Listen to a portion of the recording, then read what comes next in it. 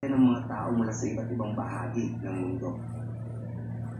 Ang mga banyo ay isa sa mga bahagi ng bahay na gusto natin ay malinis. Subalit kaya mo bang tumagal ng kahit 1 minuto sa banyong ito?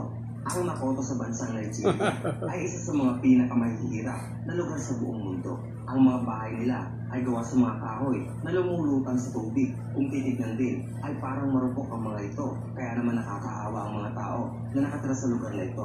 Ang lugar na ito ay mayroong 200,000 residente. Dahil sa kakulangan ng atensyon mula sa gobyerno, hindi na guminhawa ang buhay ng mga taong nakatira sa lugar na ito. Dumi, mga sakit, at baha ang siyang laging banta sa buhay ng mga tao. Sa kabila ng matinding hirap, ang mga tao dito ay natutong mamuhay ng masaya at kung anong meron sila. Subalit kung ako ang tatanungin, ang mga batang ito ay may karapatan din na mamuhay ng nasa maayos na kondisyon.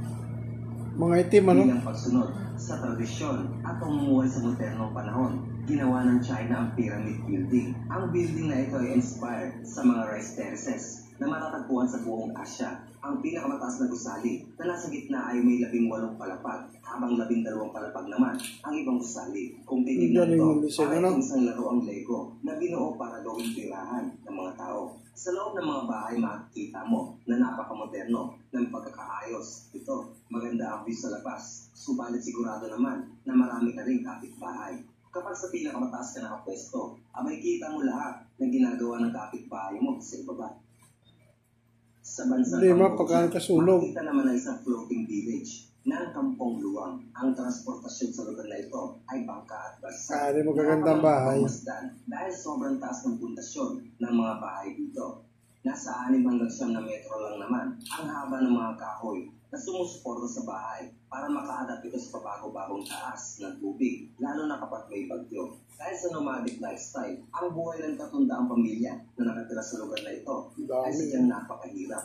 Gamit na gamit naman ang tubig nila sa lawa dahil dito nila halos ginagawa ang lahat ng bagay. Dito sila naliligo, nag-swimming, naghuhugas, nangingisda, namamangka, at nagtitinda. Saan ka pa? Bilang resulta, ang lugar na ito ay nanatiling underdeveloped at malaki ang issue sa environmental pollution. Ang mga tao nakabisita sa Kampong Luang, namamangha na lang sila sa tatag ng mga tao na nakatira dito. Sa Pilipinas naman, meron din tayong mga kababayan na nakatira sa ibabaw ng tubig. Ang mga badyaw sa Tawi-Tawi, Sulu, Pasilan, at sa ilang coastal area ng Zamboanga ay kilala bilang mga sea gypsies o ibig sabihin ay mga taong naninirahan sa dagat. Ang mga badyaw kasi ay namumuhay sa kanilang kultura na kung saan sila ay umaasa sa yaman ng dagat. Anyway, ang topic nito ay gagawa natin ng bukod na video. Kaya sa kasunod na tayo. Inisip mo ba kung posible sa masikip na bahay na ito? Abay kung payat ka o kaya ay sexy, ay pwede. I-check mo muna ang loob. Dahil kumpleto ito sa mga partisyon at mga kailangan mo sa isang bahay. Siguro yung Facebook lang pinagtitayuan ng lote. 15 metro naman ang haba at 1.3 meters lamang ang lapad. Pero gaya ng sabi ko, kumpleto ang bahay na ito mula sa higaan, CR, pati na rin living room. Ang bahay na ito ay bawal sa mga taong may claustrophobia o may takot sa mga masaskip na lugar. Kaya naman, kaya mo kayang manirahan sa isang bahay na gaya nito. Naranasan mo na ba tumira sa isang ang residente ng Cougar Petty, bansang Australia, 60% sa kanila ay nakatira sa ilalim ng lupa o underground. Dahil sa sobrang init dito tuwing summer, kaya naman naisipan nilang manirahan sa ilalim ng lupa. Talaga namang mas malamig ang matatas sobrang init.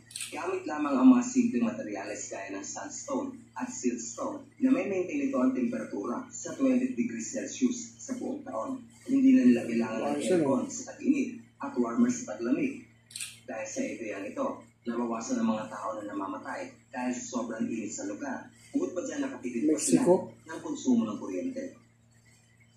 Nakikita mo ba ang bahay sa gubat na ito? Pwes, yan ang Mira Cube, isang invisible na hotel. Dahil sa pader nito, na salamin din, nare-reflect lang nito ang paligid niya. Kaya naman mahirap itong makita sa ulat reflection lang sa mga makilig sa kakaibang bahay.